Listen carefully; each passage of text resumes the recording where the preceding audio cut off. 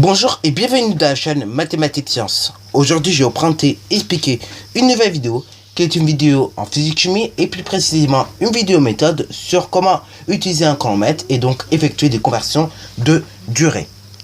Alors donc un chronomètre, que va-t-il nous permettre de mesurer? Et bien justement, il va nous permettre de mesurer un temps ou une durée. Ok?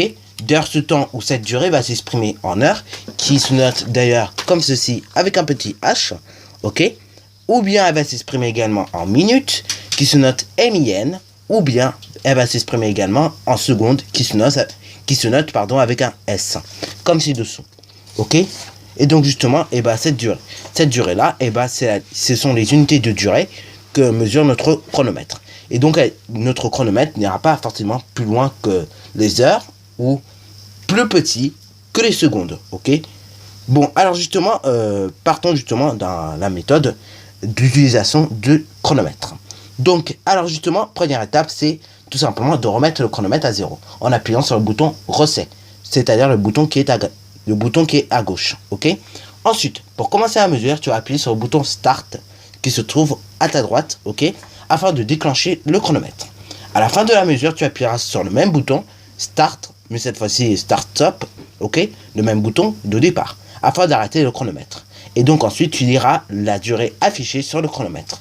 Là, dans notre exemple, c'est 1 minute et 1 seconde. Et les 12, ce sont les centièmes. On appelle ça des centièmes en termes de durée. Donc là, 12 centièmes. Ce qui nous donne du coup 1 minute, 1 seconde et 12 centièmes. Ok? Alors là, petite recommandation que je vous conseille également, c'est lorsque vous utilisez votre chronomètre, c'est tout simplement de vérifier à chaque fois qu'il est remis à 0 afin d'effectuer une nouvelle mesure. Parce que, regardez, donc là, je vais la décrocher, celle-ci. Voilà, on a testé tous au moins ceci. Ça s'appelle une montre. Ok, donc la montre, c'est super, on peut faire des mesures de chrono, etc. Bon, et notre gros problème quand on a les montres, c'est qu'on n'est pas toujours patient. Et oui, on n'est pas toujours patient à remettre le chrono à 0. Donc par moment, le chronomètre il se lance, alors que justement la mesure d'avant, n'est pas retirée. Ce qui veut dire que le chronomètre n'est pas remis à 0. Donc le problème c'est que du coup tu te retrouves à faire des additions, des soustractions, alors qu'il suffira juste de remettre la mesure à 0, afin d'obtenir une valeur plus précise. Tu vois ce que je veux dire? Donc vraiment prends le temps de remettre à 0 la mesure tout simplement du chronomètre, ok, afin d'effectuer une nouvelle mesure à nouveau, parce que vraiment sinon si tu le fais pas, ça va être à galère. Ok, alors voilà, donc ça c'était pour l'utilisation du chronomètre. Donc là maintenant nous allons voir les conversions. Ah oui, les conversions, bien sûr, ça fait peut-être pas rire tout le monde, mais néanmoins il faut peut-être justement en parler un tout petit peu. Donc justement, voici les conversions de base, ok, que nous aurons besoin pour tout simplement convertir des durées en une autre unité. Ok, donc 1 heure, on rappelle, c'est 60 minutes, mais c'est également 3600 secondes. Donc là, comme tu peux constater, pour passer d'une heure aux minutes, ok, on multiplie par 60. Et ainsi de suite, pour passer des 60 minutes aux secondes, on va multiplier encore par 60. Ok, on va multiplier par 60. On fait la même chose pour passer 10 minutes aux secondes, on multiplie par 60. Ok, et la même chose pour les journées. Bon, alors là, par contre, pour les journées, comme tu pourras constater, pour passer de jours aux heures, là, il n'y aura pas besoin de multiplier par 60. Ok, on multipliera par 24, puisque une journée, ça fait 24 heures.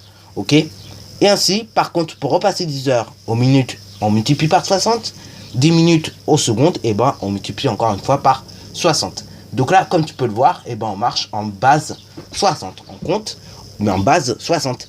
Toi, habituellement, tu as l'habitude de compter en base 10, ok, avec un système décimal du style 2, 2,1.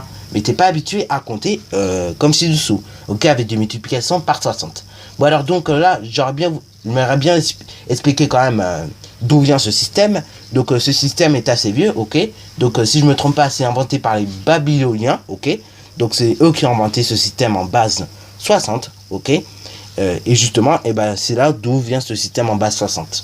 C'est tout simplement pour calculer des durées. Et vient des Babyloniens, si je me trompe pas, ok. Alors maintenant, faisons quelques petites conversions quand même pour s'amuser un tout petit peu. Parce que néanmoins, les conversions, de temps en temps, c'est amusant. Bon alors donc, 2 heures en minutes, ça fait combien? Ça fait 120 minutes. Pourquoi? Bah tu me dirais bien, mais on va faire 2 fois tout simplement 60. Oui, on pourra le faire. Justement, et bah c'est exactement ce que nous allons faire. On va faire 2 multiplié par 60, ce qui nous donne 120 minutes. Maintenant, pour passer des 120 minutes aux secondes, et bah là on va encore multiplier par 60. Et donc là on obtient 7200. Puisque 1 heure c'est 3600 secondes, et là et bah on nous demande le double, à savoir donc 7200 secondes. Bon, maintenant faisons la même chose avec 3 minutes. 3 minutes, on voudrait convertir en secondes. Donc là, c'est très facile. Enfin, c'est facile en tout cas. On va faire 3 fois 60, ok, puisqu'on marche en base 60. Et donc justement, eh ben, on obtient 180 secondes. Donc dans 3 minutes, il y a 180 secondes. Bon, une demi-journée. Ah bah tiens, ça fait réviser les fractions. Une demi-journée, c'est quoi? Eh ben, c'est la moitié d'une journée.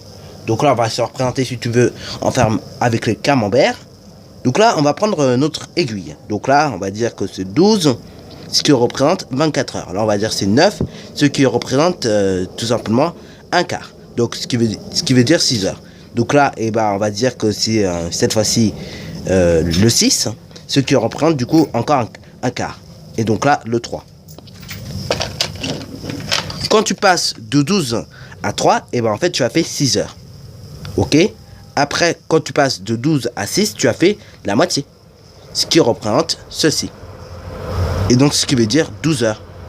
Quand on fait la moitié des aiguilles d'une horloge, ça équivaut à faire 12 heures. Enfin, non, pas en temps normal. Mais tu vois ce que je veux dire. Dans mon université, ça veut dire ça. Si mon horloge est graduée sur 24 heures, du coup, eh ben, on fait la moitié. Ok? Ce qui veut dire donc 12 heures. Une journée, c'est 24 heures, donc la moitié, c'est 12 heures. Et donc 12 heures, c'est combien de minutes? Et bien, c'est encore une fois la moitié d'une journée, à savoir donc, c'est 720 minutes.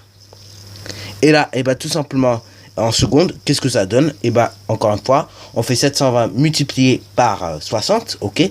Et donc là, on obtient 43 200 secondes. Donc voilà, dans une demi-journée, il y a 12 heures, ok? 720 minutes et 43 200 secondes. Bon alors donc voilà la vidéo. Avant que la vidéo se finisse, j'aurais bien voulu te montrer un beau petit truc, à savoir donc tous les appareils que tu peux utiliser aujourd'hui et qui te permettent d'ailleurs tout simplement d'afficher une durée, un temps, etc. Allons-y donc pour que je te montre tout cela. Voici donc les deux principaux appareils que nous utilisons également pour mesurer des durées. Ok? Donc ici la montre, comme je t'ai montré tout à l'heure. Ici donc le téléphone. Ok? Voilà. Donc là, dans le téléphone, pour ce faire, et ben là, déjà on va voir comment ça fonctionne. Et après on verra comment ça fonctionne pour une montre. Donc voici le téléphone allumé. Donc voilà, avec toutes ces explications. Et donc tout simplement pour voir l'application qui nous permet de faire le chrono. Enfin tout simplement pour voir le chrono. Déjà on va aller dans l'application qui nous permet de faire le chrono. Ok, donc voilà. On va ouvrir le téléphone en grand. Voilà, voilà. Donc, comme je disais, on va aller dans l'application qui nous permet de mesurer des temps ou des durées. Et donc là, sur mon téléphone, l'application qui me permet de faire ça, c'est l'application Heure. Peut-être que vous, ça sera marqué chronomètre ou autre chose, ok?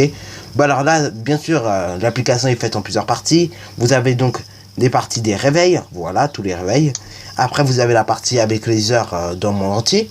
Ok, l'heure universelle. Et ensuite, donc là, vous avez ce qu'on appelle un minuteur. Donc là, c'est pour tout simplement donner le temps, par exemple, pour un contrôle, par exemple. Si vous êtes professeur et que vous ne savez pas, par exemple, quel temps donné et que vous n'arrivez pas à compter, vous prenez le minuteur, vous tapez la durée que vous voulez et donc, eh ben, vous donnerez le temps à vos élèves. Ensuite, eh ben là, ici, donc, c'est le chronomètre. Et pour le lancer, on appuie tout simplement ici. Ok? Et donc là, le chronomètre se lance. Et si tu as envie de l'arrêter, tu appuies ici. Tu appuies sur la même touche que tu as utilisée pour tout simplement démarrer le chronomètre. Et si tu as envie de le recommencer, tu appuies tout simplement sur cette flèche-là. Ok? Et donc là, il se remet à 0. Voilà, voilà pour l'utilisation d'un chronomètre sur un téléphone. Bon, maintenant, voyons l'autre appareil qui s'appelle la montre.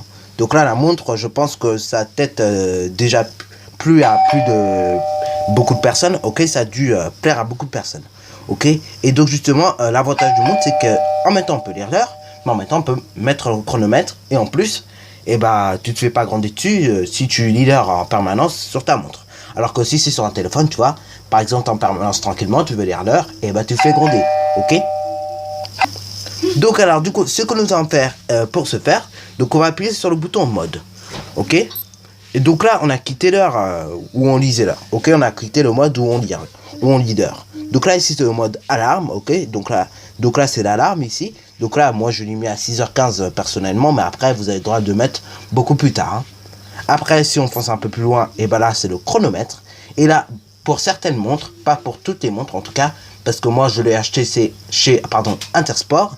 Mais vous, peut-être que si vous l'achetez chez un autre supermarché, vous allez peut-être pas obtenir la même chose. Moi, tout simplement, j'ai une deuxième heure, ok, qui s'appelle T2. Bon, alors nous allons revenir au chronomètre, qui se nomme SP, ok. Et donc là, pour démarrer le chronomètre, et ben là, normalement, à gauche, vous avez la touche Reset, comme ici, comme indiqué ici, et la touche STP et ST, ce qui veut dire donc Start Stop. Donc là, on va commencer par appuyer sur la touche Start Stop, ok, ici, et donc là, le chronomètre se lance. Une fois donc que tu as fini de mesurer ton temps, tu arrêtes le chronomètre ici, ok, sur la même touche qui s'appelle Start Up. Ensuite, une fois que tu as fini la mesure, pour mettre à 0, tu appuies sur Reset. Et donc là, le chronomètre se remet automatiquement à 0. Et si tu as envie de repasser sur le premier mode, à savoir donc lire l'heure, et bah t'appuies tout simplement sur le bouton mode. Voilà, donc là, après tu as T2 qui s'affiche, donc la 10e heure. Et là, si tu as envie de relire la première heure comme d'habitude, et bah tu appuies tout simplement sur le bouton mode 2 fois. Après, si tu as envie de lire l'heure T2, donc la 2e heure, et bah tu appuies sur le bouton mode une seule fois. Donc sur ce sujet, à la fin de cette vidéo, alors si tu as bien aimé, n'hésite surtout pas à liker, à commenter, et bonne réussite à toi en mathématiques et en sciences.